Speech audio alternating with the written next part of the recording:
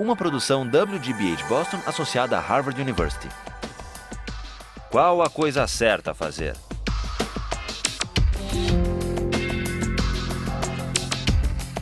Justice, com Michael Sandel. Uma lição em mentira. Last time we began by trying to navigate our way through Kant's moral theory. Now, fully to make sense of Kant's moral theory in the groundwork requires that we be able to answer three questions. How can duty and autonomy go together? What's the great dignity in answering to duty? It would seem that these two ideas are opposed, duty and autonomy. What's Kant's answer to that? Need someone here to speak up on Kant's behalf. Does he have an answer?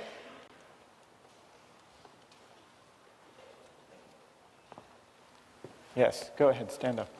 Kant believes that you only act autonomously when you are pursuing something only in the name of duty and not because of your own circumstances, such as, like, you're only doing something good and moral if you're doing it because of duty and not because of something of your own personal gain. Now, why is that acting, what's your name? Mine is Matt. Matt, why is that acting out of freedom? I hear what you're saying about duty. You choose to accept those moral laws in yourself, and they're not brought on from outside onto you. Okay, good. Because acting out of duty is following a moral law that you impose on yourself. That you impose on yourself. That's what makes duty compatible with freedom. Yeah. Okay, that's good, Matt. That is Kant's answer. That's great. Thank you. So, Kant's answer is, it is not insofar as I am subject to the law that I have dignity, but rather insofar as, with regard to that very same law, I'm the author, and I'm subordinated to that law on that grounds that I took it, as Matt just said, I took it upon myself. I willed that law. So that's why, for Kant, acting according to duty and acting freely, in the sense of autonomously, are one and the same. But that raises the question, how many moral laws are there? Because if dignity consists in being governed by a law that I give myself, what's to guarantee that my conscience will be the same as your conscience? Who has Kant's answer to that?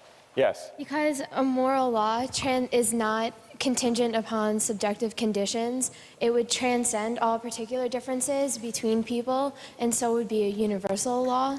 And in this respect, there would only be one moral law, because it would be supreme. That's exactly right. What's your name? Kelly? Kelly.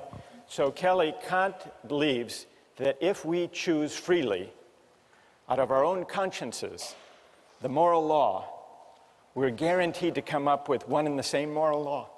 Yes. And that's because when I choose, it's not me, Michael Sandel, choosing. It's not you, Kelly, choosing for yourself. What is it exactly? Who's doing the choosing? Who's the subject? Who's the agent who's doing the choosing? Reason? Well, reason. Pure reason.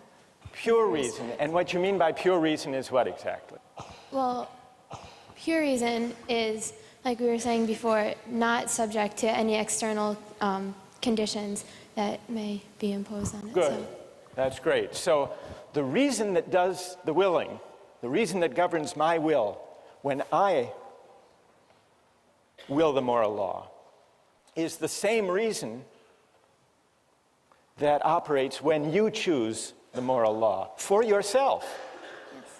And that's why it's possible to act autonomously, to choose for myself, for each of us to choose for ourselves as beings, and for all of us to wind up willing the same moral law, the categorical imperative. But then there is one big and very difficult question left. Even if you accept everything that Matt and Kelly have said so far, how is a categorical imperative possible? How is morality possible? To answer that question, Kant says we need to make a distinction. We need to make a distinction between two standpoints from which we can make sense of our experience. Let me try to explain what he means by these two standpoints. As an object of experience, I belong to the sensible world. There, my actions are determined by the laws of nature and by the regularities of cause and effect. But as a subject of experience, I inhabit an intelligible world.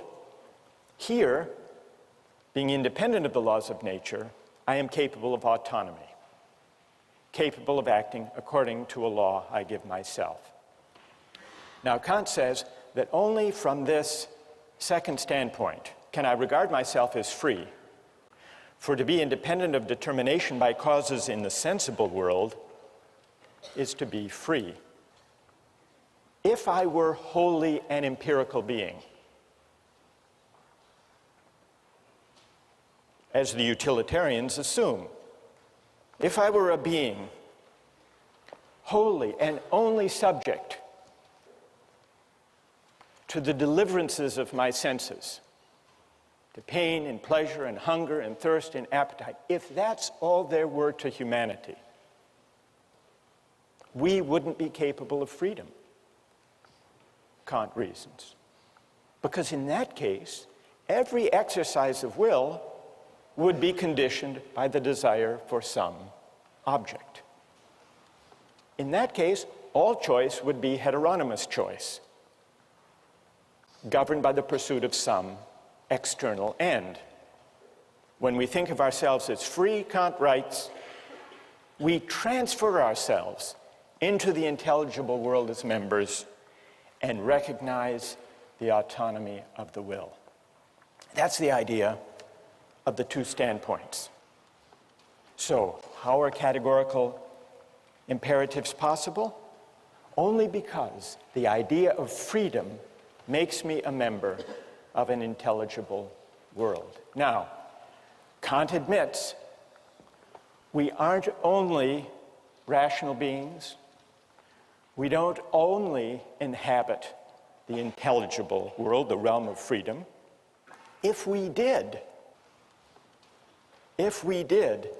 then all of our actions would invariably accord with the autonomy of the will.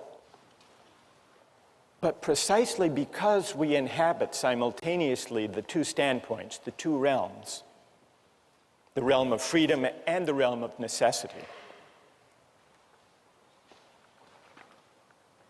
precisely because we inhabit both realms, there is always potentially a gap between what we do and what we ought to do, between is and ought. Another way of putting this point, and this is the point with which Kant concludes the groundwork, morality is not empirical. Whatever you see in the world, whatever you discover through science, can't decide moral questions. Morality stands at a certain distance from the world, from the empirical world. And that's why no science could deliver moral truth. Now, I want to test Kant's moral theory with the hardest possible case, a case that he raises, the case of the murderer at the door. Kant says that lying is wrong. We all know that. We've discussed why.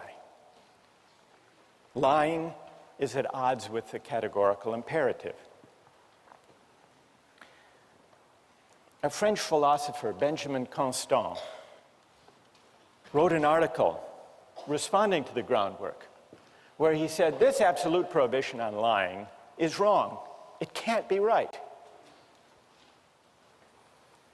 What if a murderer came to your door looking for your friend who was hiding in your house. And the murderer asked you, point blank, is your friend in your house? Constant says it would be crazy to say that the moral thing to do in that case is to tell the truth. Constant says the murderer certainly doesn't deserve the truth. And Kant wrote a reply. And Kant stuck by his principle that lying even to the murderer at the door is wrong. And the reason it's wrong, he said, is once you start taking consequences into account to carve out exceptions to the categorical imperative, you've given up the whole moral framework. You've become a consequentialist, or maybe a rule utilitarian. But most of you, and most of Kant's readers, think there's something odd and implausible about this answer. I would like to try to defend Kant on this point, and then I want to see whether you think that my defense is plausible. And I would want to defend him within the spirit of his own account of morality. Imagine that someone comes to your door. You were asked the question by this murderer. You're hiding your friend. Is there a way that you could avoid telling a lie without selling out your friend? Does anyone have an idea of how you might be able to do that? Yes, stand up. I was just going to say, if I were to let my friend in my house to hide in the first place, I'd probably make a plan with them. So I'd be like, hey, I'll tell the murderer you're here, but escape. And that's one of the options mentioned, so. But I'm not sure that's a Kantian option. You're still lying, though. No, because he's in the house, but he won't be. Oh, I see. All right, good enough. One more try. If you just say you don't know where he is because he might not be locked in the closet, he might have left the closet, you have no clue where he could be.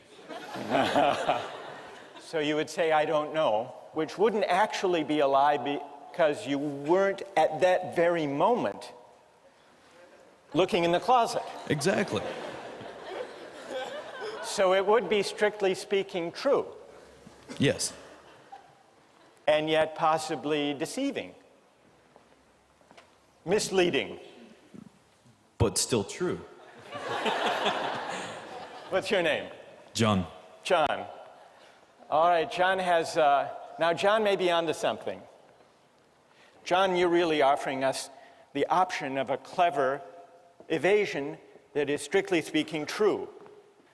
This raises the question whether there is a moral difference between an outright lie and a misleading truth. From Kant's point of view, there actually is a world of difference between a lie and a misleading truth. Why is that? Even though both might have the same consequences. But then remember, Kant doesn't base morality on consequences. He bases it on formal adherence to the moral law. Now, sometimes in ordinary life, we make exceptions for the general rule against lying with a white lie. What is a white lie? It's a lie to avoid hurting someone's feelings, for example. It's a lie that we think of as justified by the consequences. Now, Kant could not endorse a white lie, but perhaps he could endorse a misleading truth. Suppose someone gives you a tie as a gift, and you open the box, and it's just awful. What do you say? Thank you. You could say thank you. But they're waiting to see what you think of it. Or they ask you, what do you think of it? You could tell a white lie and say, it's beautiful. but that wouldn't be permissible from Kant's point of view. Could you say, not a white lie, but a misleading truth? You open the box and you say, I've never seen a tie like that before. Thank you. You shouldn't have. That's good.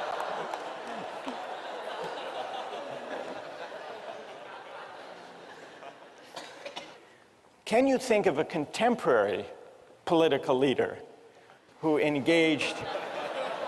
You can? Who are you thinking of? Remember the whole carefully worded denials in the Monica Lewinsky affair of Bill Clinton. Now, those denials actually became the subject of very explicit debate and argument during the impeachment hearings. Take a look at the following excerpts from Bill Clinton. Is there something, do you think, morally at stake in the distinction between a lie and a misleading, carefully couched truth? I want to say one thing to the American people. I want you to listen to me. I'm going to say this again. I did not have sexual relations with that woman, Miss Lewinsky. I never told anybody to lie, not a single time, never. These allegations are false. Did he lie to the American people when he said, I never had sex with that woman? You know, he doesn't believe he did, and because of the...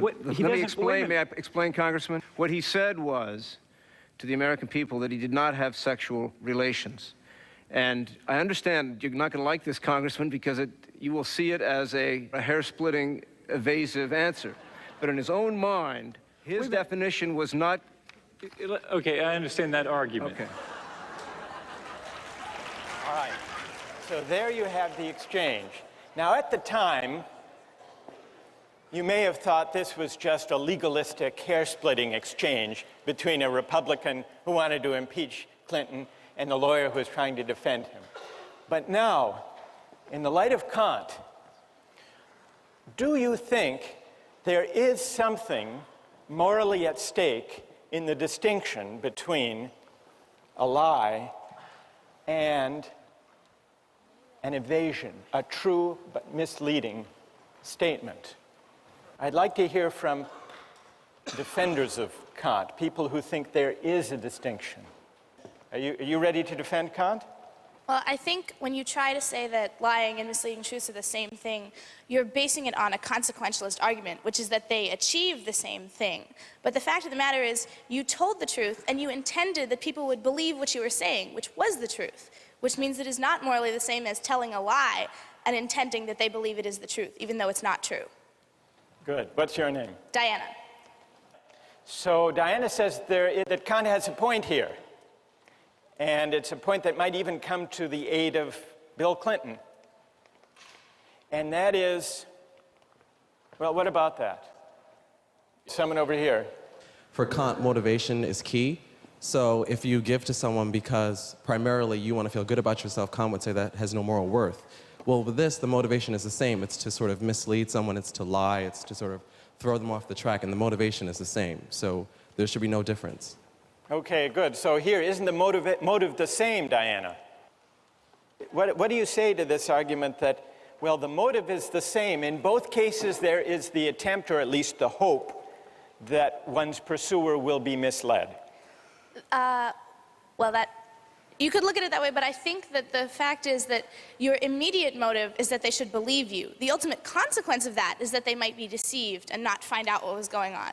But your immediate motive is that they should believe you because you're telling the truth. May I help a little? Why don't you say, and what's your name? I'm sorry. Wes. Why don't you say to Wesley, it's not exactly the case that the motive in both cases is to mislead.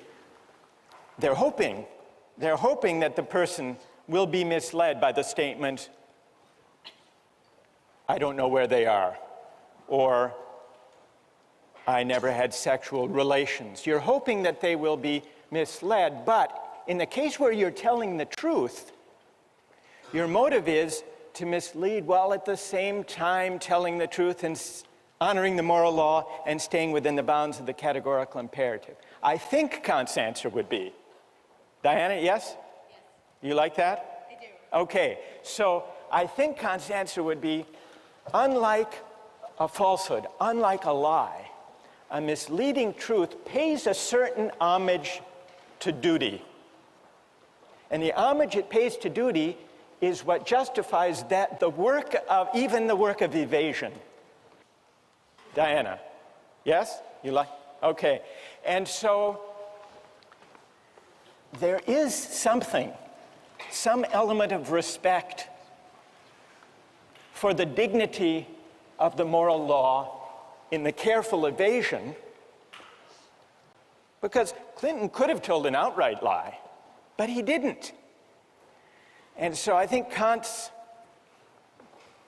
insight here is in the carefully couched but true evasion.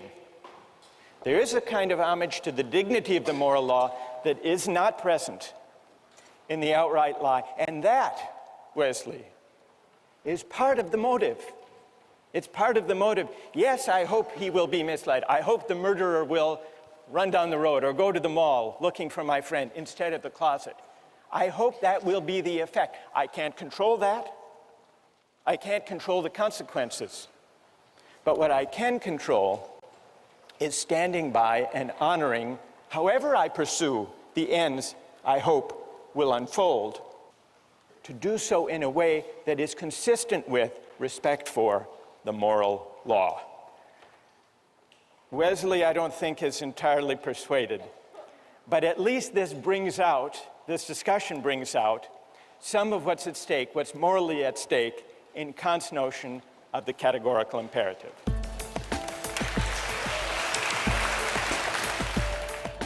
As long as any effort is involved, I would say that the contract is valid and it should take effect. But why? What morally can you point to?